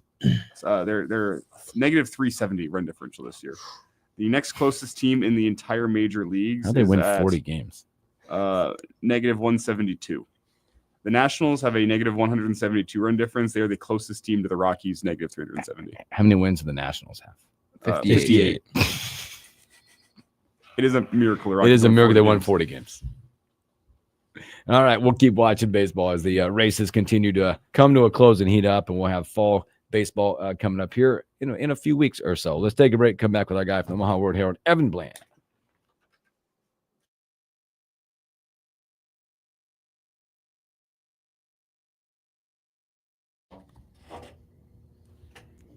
$40 wins. Yeah, I don't feel like there's not enough talk about the Rockies being potentially the worst team in Major League history. A negative 370 run differential is wild.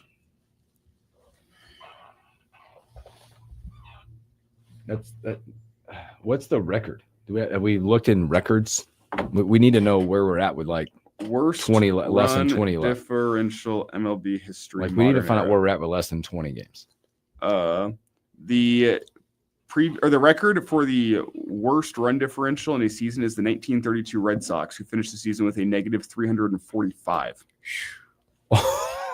So the Rockies are going to blow that one out of the water. Say that again. The record for the worst run differential in MLB history in the modern era is the 1932 Boston Red Sox, who finished the season with a negative 345 run differential. Okay, 1932. Who cares? In recent memory, the 2023 Athletics had a negative 339. And the Rockies said, as we all know, at negative 370. So that record's getting blown out of the water.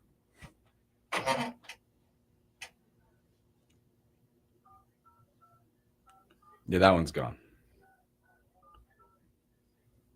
I feel like I want to spend more time this week talking about Bud Crawford than Nebraska. I got to make it back. I have to commentate the Dones game, and then I got to shuttle to Lincoln to Brothers to watch it. Who's Doan got this weekend? Dort. So it's going to be, I think they're 82% run. So I hope it just... Dort hasn't changed. Dort's been like this since I was in high school. I hope the game's an hour and a half long. Going to Brothers for the game? Yeah, probably. Should watch it's on Netflix. I know, but... Yeah, I'll probably watch it at home. Maybe not. I don't know. I might just stay at Doan. If we win, I'll think about staying at Doan. Did Evan get a new number? This number's not working. No. I'll send it.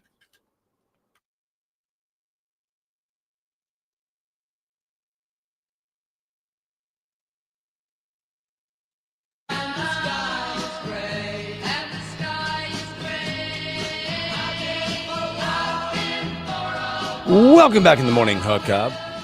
Thanks for hanging out with us on a Monday, on a Victory Monday. Efforting Evan Bland. Hoping the phones aren't messed up. Evan, it should be fine because Vanessa just called. I shot you the number again just in case. Maybe try line 2. We did have a I'll never forget one of those stories when Will Wilson was hanging out. And we were trying to call Rob and wash it, and he like messed up the number, and we had this nice little old lady pop on the show with us. It was pretty It impressive. was just like 2 months ago. I was trying to call somebody. I ended up accidentally calling Robin when he's hanging out with you at the bar. Because whenever you call enough, sometimes you get some of these numbers memorized. And it was after hours. It was 4 p.m. Yeah. Almost cussed. After hours. Yeah, but it was one of those things where like I have a lot of the numbers committed to memory, and I just Robin, the wrong number came up. I think. I was trying to call Brian Christopherson. Yeah, I was sitting with him. I remember that. And I go, oh no, he sent me a voicemail, and I go, oh, and then it comes up. You reached the number. Nothing yet. It's telling me I have reached a non-working number. Huh. So you got Evan's number. I can text him too. What if our phones are jacked? You got him. Technical difficulties, everybody. Yeah, sorry about that. We apologize on that side. Sometimes the phones get a little messed up here.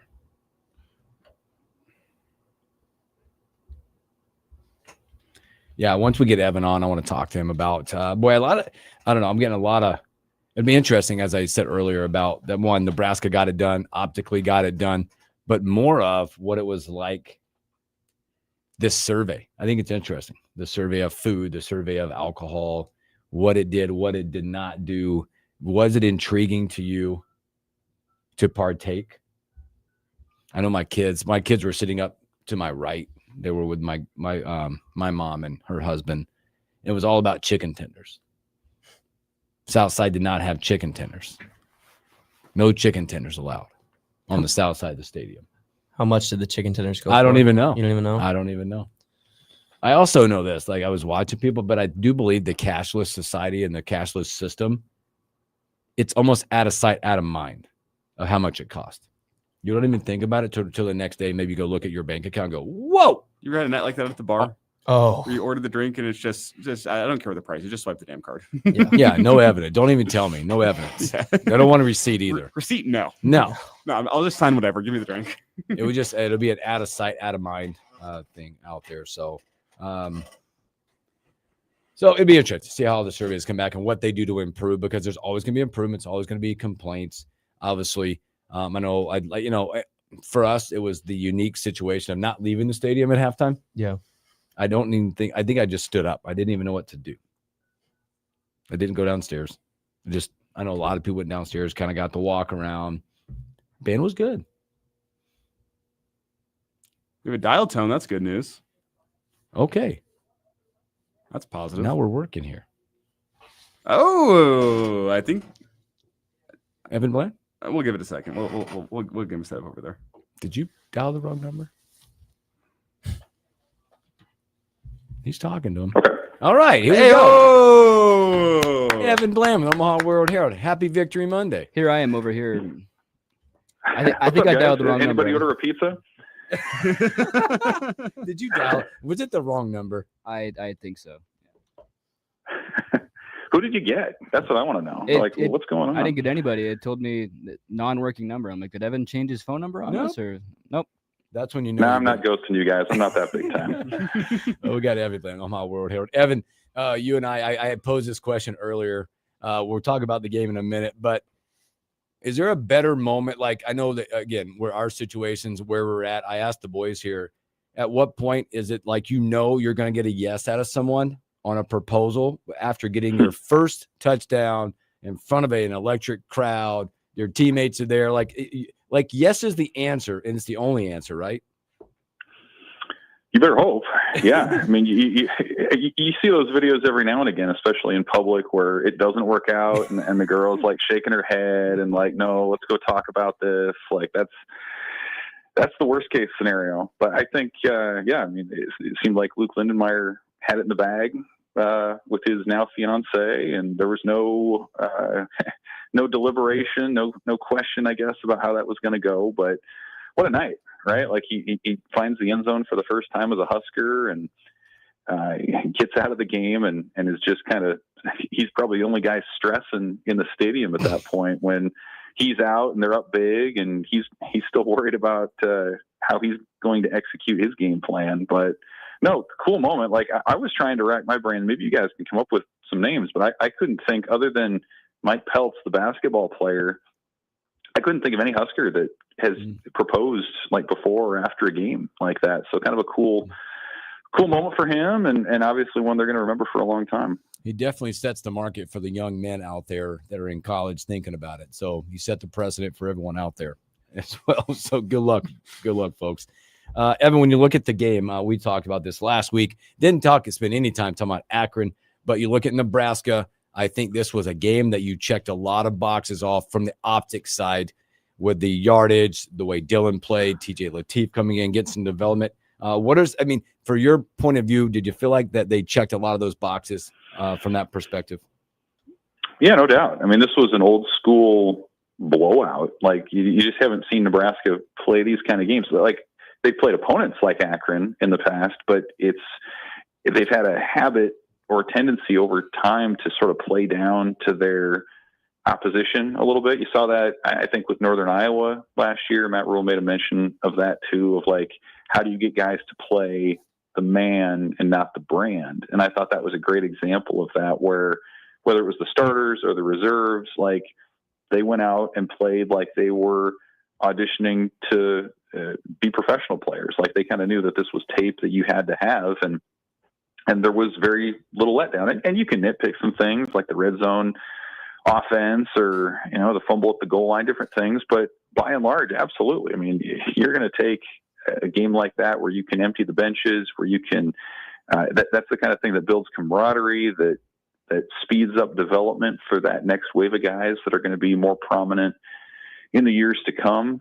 And so, I mean, just the kind of night that you want to have on all levels. But like, again, the thing to me that really stood out was like, that was a kind of killer instinct that Nebraska just hasn't shown a lot of in these kind of games over the years. Yeah, they win most of them and they pull away just because they have more talent. But this felt like they, from an intangible standpoint, a mental standpoint, like they had no intention of leaving any doubt, and they weren't focused on the scoreboard. They weren't focused on who the opponent was. They just went out and executed at a surgical level. So I think that was notable for Nebraska. And sure, some of the other things that maybe were concerns in the opener, you feel a little better about. Obviously, the explosive plays became apparent, and some of the other things, the stopping the run was better. I don't know that you put full stock in that, again, just because of who the opponent was. But if you can't do it against Akron, it's going to be a whole lot harder to do it against Michigan or whomever else. So they showed that they could, and now you have one more sort of NFL preseason style game to figure out depth and see who you've got and who you can trust for league play. It was Akron coach Joe Moorhead calling it an ass kicking of epic proportions, which I thought was a fitting way to kind of put the game in as a whole. Do want to ask you about the red zone efficiency in a game like that? We in the media, and I think the team itself is also going to find things to nitpick, things to work on. Is that a concern for you moving forward, Nebraska's inefficiency early down in the red area? Yeah, I think it's something to watch for sure. They struggled in those first 4 drives with finishing. I mean, it was 68-0. It could have been, they could have had 15 or 20 more points if they had been able to finish up close on a few different occasions. I think the passing side of it, to me, will be okay. I mean, we saw that throw that Raiola made to Dane Key that was very impressive. I think one of his best throws as a Husker, where he lofts it over the linebacker but has enough zip on it to get it to the corner of the end zone ahead of where the defender was on Key. Like, that was really impressive. That's the kind of throw that you're going to have to make in compressed space where you fit it into a tight window. The running piece, to me, is something that they're still going to have to figure out. I mean, they had that guy last year in Dante Dowdell, and he scored, I think it was 12 touchdowns, and probably almost all of them were from up close when he had to grind out a couple yards. And it's such it requires a different kind of skill set a little bit, where you have to have the power to push ahead, but you also have to have a little bit of vision and a little bit of wiggle to find that right spot between the tackles or between the blockers where you want to get in. So I don't think Nebraska ideally wants that to be Emmett Johnson. They use him in so many other ways, and he's such a versatile piece in the open field. I'm sure they will if they have to, but you'd love it if Quentin Ives continued to maybe stake his claim to that, or maybe Heinrich Harburg. You kind of saw him on some of those sneaks, being able to do some things. So I think they're still working through what that looks like. But yeah, absolutely, that's something that's going to swing games in the Big Ten. If you're at first and goal with the 7, that the difference between 7 points and 3 points, I mean, that's going to swing seasons and make all the difference. So something I don't know that you're going to find the answer to against Houston Christian this weekend. Maybe you have a better sense of what some guys can do, but that's one absolutely you're paying attention to as you get into league play. It's Evan Bland with us from the Omaha World Herald, and we don't want to completely look over Houston Christian. Well, we probably can. It's going to be pretty much the same thing as this past Saturday. Then after that, a ranked opponent coming into Lincoln, Nebraska. What does Nebraska have to do to get a win at home against Michigan? Well, I think they have to do more of what they've been doing. Like you got to, like in a game like that, you have to do what you've been doing and not do something different. Like you want to perform the way that you've been practicing, the way that you've been handling other opponents. And so like offensively, I think it comes down to clearly what Nebraska wants to do on offense is have Dylan Raiola be the point guard and distribute that ball in space to different playmakers and let them do their thing. I mean, he's completing through 2 games nearly 80% of his passes, and that tells you a lot about what Nebraska's looking for out of him. He's not chucking it deep and rolling out and improvising. He's waiting a couple beats. He's getting the ball where it needs to go, and they're moving downfield. So I think you need to be precise on offense. Obviously, you need to protect your guy. You need to get a little bit of a spark in the run game. And then I think defensively, the secondary is clearly a strength. That was obvious in the offseason. I think it's been evident through 2 games. And so to me, the question there is going to be, what does the front 7 look like, especially that defensive line? How big or how wide is the rotation going to be up front? Are you going to use 3 or 4 guys, or are you going to use 7 or 8 against Michigan? We've seen them rotate liberally now, but how much of that is maybe an audition for what's ahead, and how much of that's going to carry over? So I still think that's one of the big areas once you get into the Big Ten is like all those teams are going to want to run the ball. They all are going to make you stop the run before they do much else. Certainly that's going to be true with Michigan. So what does that run stop look like? Are they able to make tackles and stay in their lanes and do the things that you need to do? If they can do that, combined with what they've shown on offense, I think it's going to be a really interesting game, and one that could change some national perceptions about what Nebraska wants to do. So again, some of that maybe you kind of start to figure out this week against HCU, but I think, if they can go out and play the kind of game against Michigan that they did against Akron, just in terms of execution and style, that's absolutely going to be a game into the fourth quarter. Evan, speaking of the running game, looking more at Nebraska side, we know what we got in Emmett Johnson, a phenomenal start to his season in his first 2 games, what he's doing. Now it's RB2. I don't know if we've checked that box yet on what that looks like. We saw Mosey get to the edge a little bit, 3 touches for 60 plus. Looked have a little moxie, a little swag to him out there, tough. But do you think we've checked that box as RB2? Because, Nelson not effective again. Ives, 1 big burst of run, but I still think we might be missing a guy that can spell Johnson in between the tackles. Yeah, I'm with you. I think it's sort of almost situational at this point, where if you need to spell Johnson in the red zone, you probably go Ives, just because of his size and power and ability to generate a few tough yards. I think if it's more open field stuff, Nelson showed some bursts. He had a couple of plays there where you could see he has some quick twitch ability and can really kind of dart around the field. So he's in there. And Mosey, still just a true freshman and a guy who's already kind of moving around. Like he's still sort of a receiver and he's a running back, and they put him in some 2-back sets, and I think he was returning some punts late.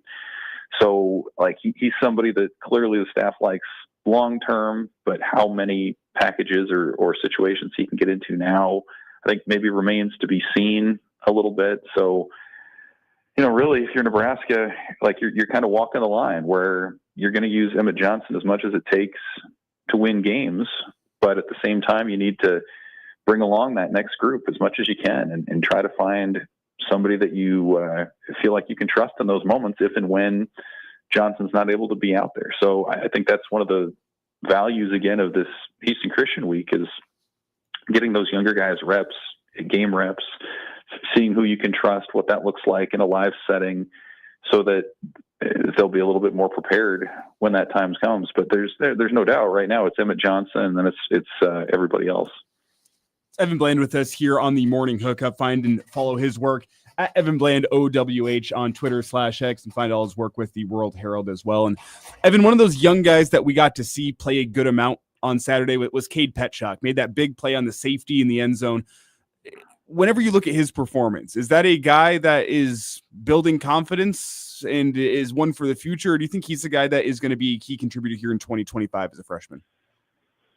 Well, he looked the part Saturday night. That's for sure. It's rare that you get a true freshman as a defensive lineman that makes a major difference, just because physically you've got so much growing to do. You're an 18, 19-year-old playing with 21, 22-year-old men at times. And so it's hard to make an instant impact, but I mean, credit him for coming in, like you said, with the safety, and he had some quality moments in there.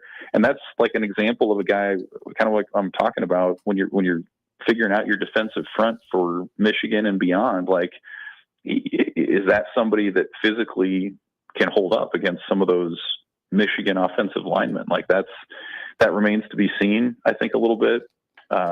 Ideally, you'd have maybe more depth among older defensive linemen where you could kind of bring along some of those younger guys and let them develop a little bit more, or maybe give them the Riley Van Poppel treatment and you kind of pick your spots about when you use them. And maybe that's what Petschak ends up doing. Maybe he's somebody who they kind of, choose their moments to deploy him. I think it'll probably be worth talking. I mean, I could ask Matt Rule this today, like if they plan to redshirt Petschak still and kind of use those 4 games wisely, or if he's sort of an every game guy. I think those are the kind of decisions that you have to make after a few games when you start evaluating these players is what do you need? What's best for the individuals? And then you go from there. And so, again, I think if he's somebody that can help them win right now, if he's going to be part of that rotation, help them win games, I think there's no question that you put him out there. But my impression would be that's the route that they'll go, just based on what he's done and his pedigree and his background out of North Dakota. Like, he was a guy who got, I think, some decent looks nationally. So we'll see how it shakes out. But if nothing else, he's certainly put himself in the mix to be a contributor, I think, sooner than a lot of people would have expected. Another guy we got to see step in was TJ Lateef, and he, we all simultaneously TJ Lateef, yeah. Well, in a game where even against an inferior opponent, coming in as a true freshman, the lights could have been too bright, and they definitely were not. Came in and did his thing. Kid has a rocket of an arm. He's athletic. What do you think of TJ's performance? And I did want to bring up that he does have more passing yards than a certain Big Ten quarterback that plays for Iowa. Good call. Yeah, it's really impressive. I mean, he was one of those guys, when you think back to the end of spring, he was number 3 behind Jalen Gramstad. And so he made a big move in training camp to really stake his claim to that number 2 spot. And I think he showed why in those moments on Saturday night. Again, you got to throw the caveat in there about the opponent and everything, but I thought he was explosive when he took off downfield. He showed an arm. He had a grasp of the offense and where he wanted to go with the football.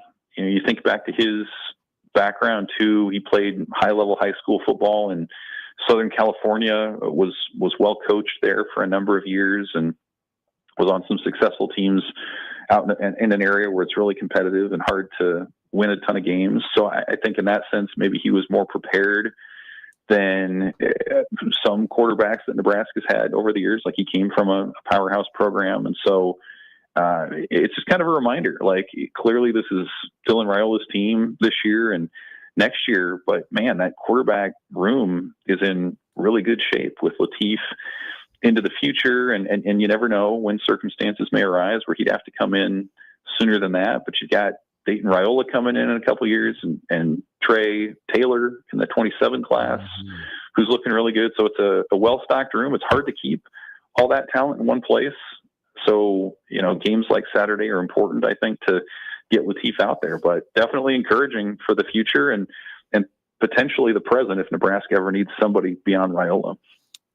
Evans, also real quick, one more before we get you out of here. Appreciate your time as always. Special teams, they continue to make their impact in that. You got some return yards, you got a blocked field goal. And then I want you to set the odds. What are the odds that we don't see Archie for 2 straight games? He might get rusty leg, not kicking. Oh, that's he was about the only guy who did not get in on Saturday night. Like, I don't think the fans would have hated maybe one late, second down punt just to get him in there and show what he could do. Let him go run some routes or something. We've been hearing about the athleticism. Just get him out there at X receiver. Yeah, he can throw it.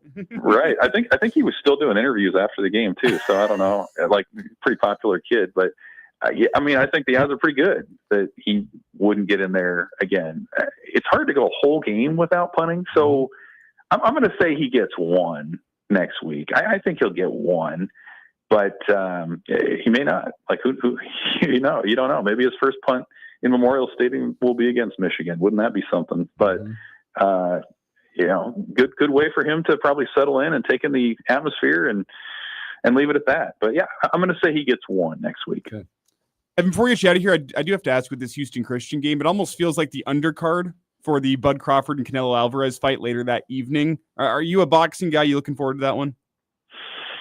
I couldn't give you a detailed breakdown of the matchup, but yeah, I'll watch Bud Crawford whenever he's on. Like, there's just something captivating about what he does. Like, there's greatness, and you can kind of recognize greatness in whatever people do. And certainly he has that in boxing. And I remember, I think it was last year or 2 years ago when he came and spoke with Nebraska, and like, you could just tell the confidence that he had and the belief he had in himself and the chip on his shoulder about coming out of Omaha. And I think he said stars can come from anywhere or something like that. It was a really good line, but for him to, he keeps putting it on the line. Like, he could stop at any time and be considered one of the greatest ever to do it. And he keeps going out and proving it to himself and to others. So yeah, I'll be tuning in for sure, just to see what he does and kind of see greatness in effect. It's a pretty cool deal.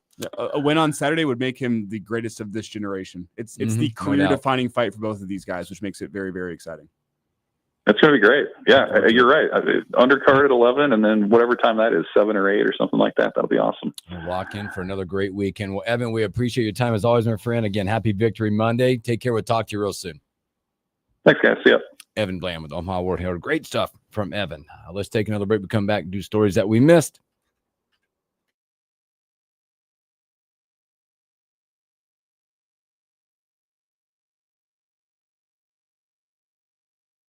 I've decided I am going chili tonight.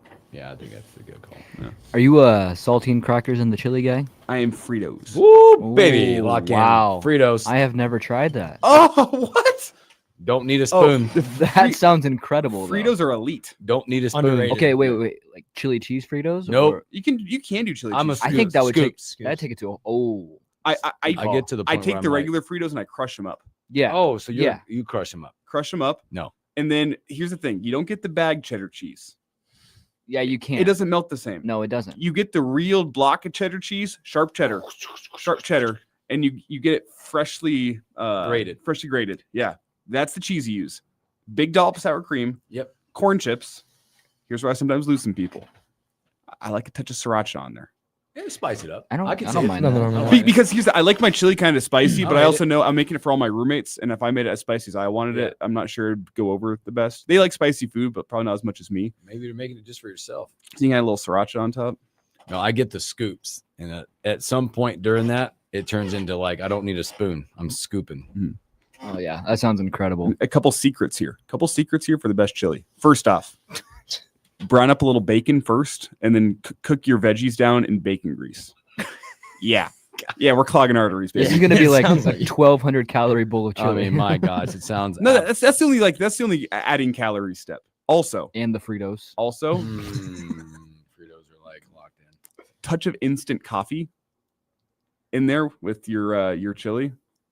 I'm telling you. Okay, hold on. I'm telling Where are you. you getting this I stuff from? was with you for a minute. No, not enough to you taste it. It's just the light. We're talking like a teaspoon of instant coffee.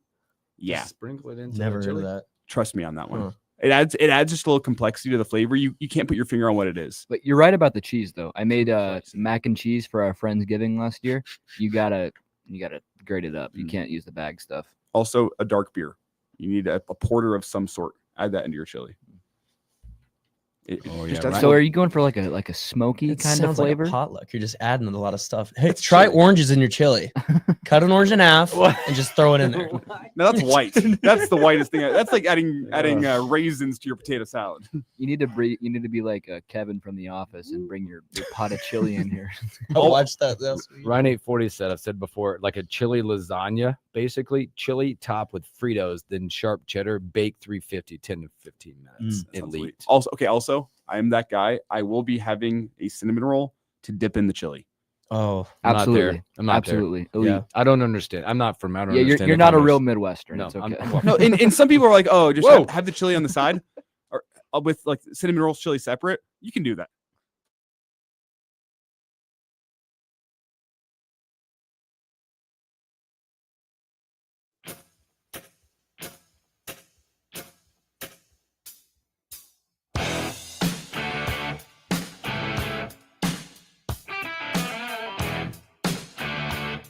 Welcome back to the morning hookup. Special thanks to Evan Lamb, the Omaha World Herald. Song last night reminded me, like, honestly, I could hear it in the background last night. My wife was watching. The VMAs were on last night, the video musical. You guys know what videos are for music? We used to grow up watching the video of the song. How is the MTV Video Music Awards on CBS? I don't know, but that was one thing to me. I'm like, that is now the CBS Video Music Awards. I did catch myself wondering in there, and I caught the tribute to Ozzy Osbourne. Pretty cool. Speaking of but also because the host was like one of my dogs, LL Cool J. He was the dude. Oh, man. And then they brought Busta Rhymes up on stage. Next level. Speaking of the song Back in Black, Nebraska back in red this weekend. Oh, you see the little teaser from Nebraska? I did not. Last night? I didn't see it. It was a red moon. Oh, last night. Yeah. Oh, okay. Red moon. Interesting. They'd post that on the day of or on the week of a 11 a.m. kickoff game, right? Wow. Okay. Look out for those all reds this weekend. Let's go. It could just be an ode to the lunar eclipse that happened, but that too. But I'm telling you though, it's not. It's always calculated. It's always calculated. Elijah's a conspiracy theorist over here. Everything happens for a reason. Watch out for red jerseys, red pants against Houston Christian. Always calculated. Watch out for it. Watch out for it. That's all I'm saying. Another note here. Speaking of Nebraska's jerseys, maybe actually stories that we missed. Yeah, let's do that. Yeah, I got first one. That's always calculated too. The stories we missed. The morning hookup. I got dibs on this one because we're talking Nebraska's jerseys here. Yep. Some flew under the radar. Did anyone notice that Dylan Raiola was wearing the wrong pants on Saturday? I did not know that. That's awesome. Go back and look. So Nebraska had a slight uniform alteration from last year to this year. Wow. They made the stripes on the pants slightly skinnier this year. Yeah, he had the thick ones. Dylan Raiola had the thick ones. I'm not sure if he just didn't like the pants that Adidas made this year It's his or favorite pant. or what it's going on. But yeah, he had the thick red stripes on his pants, whereas every other player had slightly thinner stripes on their pants. It's a completely minor story. Does it matter? Absolutely not. No. Well, I just noticed it, and I'm like, I'm going to bring this up. According to Twitter, he adjusts his pants the exact same way Patrick Mahomes does. So Oh. if you're one of those people who looks at how people adjust their pants, you need to do something better with your life. You need to get a hobby. Institutionalized, maybe. I would say this is probably a story a lot of people I'm just imagining sitting on the couch like, he's doing the thing. Look, he's adjusting his pants the same way. I told you he's copying Mahomes. Oh, yesterday. Honey, come here. And the tight end getting married. He's doing it's, it. it's all lining up. Get in here, honey. Yeah. I'm not crazy. Something that a lot of us probably missed yesterday because it was week one. The first big time Sunday of the NFL was the U.S. Open tennis. Alcaraz, by the way, dominant in the U.S. Open, dropping only one set the entire weekend against Sinner. He's now 10-5 in his career, also winning the last, I believe, like 8 or something in a row. He's elite. It's the hair. He had long hair when he lost to Sinner at Wimbledon. Yep. Shaves it off. Goes with the buzz cut look, kind of the drill sergeant look. Yep. Now he's winning. 10-5. Coincidence? 7 straight against them. Another story we missed. How about that roar for Rory? Oh my gosh, that the Irish Open when that thing went down. Now this is everything is perfect for him right now. The momentum leading up to the Ryder Cup. We are Ryder Cup month. That's where we're at. Eagle on 18. That was like probably a 35, 40-foot putt. I'm sure there's advanced stats somewhere that we can tell you exactly how far that putt is, but needs an eagle on 18 to send it to a playoff. Wow. Drains it. And I heard people compare that to a Tiger roar, and it's true. That roar was, one of the golf moments of the year. I agree. It was pretty awesome. It flies into the radar because it's NFL opening weekend. Everyone's watching NFL. Something else that's probably going unnoticed, it's in baseball right now. Aroldis Chapman, you see what he's doing right now? 50 straight batters. 50 straight hitters retired. I think he's last hit. They think it was somewhere around July 23rd. Do you have the number on how many appearances he's made this year? Let's see here. Boom, 7-4. He's now made 17 consecutive appearances without leading a hit. I don't know. I want to ask I don't know the total number of he has like a 1 ERA out of the bullpen. But he's he had 4 strikeouts in his appearance in one inning Mm-hmm. because of the drop third strike. The 17th consecutive appearance without a hit is the second longest in Major League Baseball since 1901. 50 straight.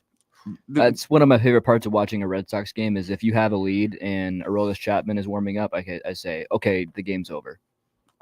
They're not touching him. First things first, I thought he was washed 5 years ago. Yeah, I think it's a lot of people put him in that world. Did you hear? And I need to ask the former pitcher about this. Did you hear potentially what he changed this season leading to this dominant performance? I did not, but I'm interested to hear this one. It's craziness.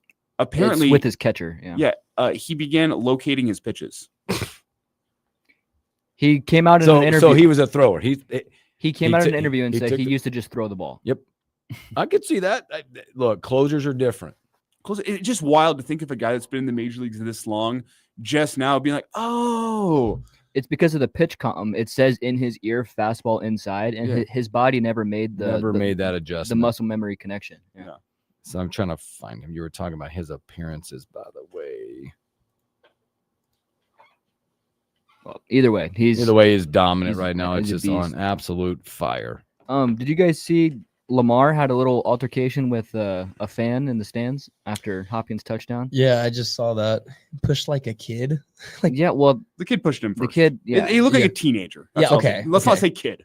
Well, and I don't know if it excuses Lamar, going after a fan like that, but also if you're doesn't excuse the fan. I'm fine with it. If you are somebody that is at a professional, any sport, not just football, don't talk to these guys. Don't try and heckle them and go after them like this. Just sit there and watch the game, man. I'm fine. I'm fine with heckling to a point. Sure. Yeah.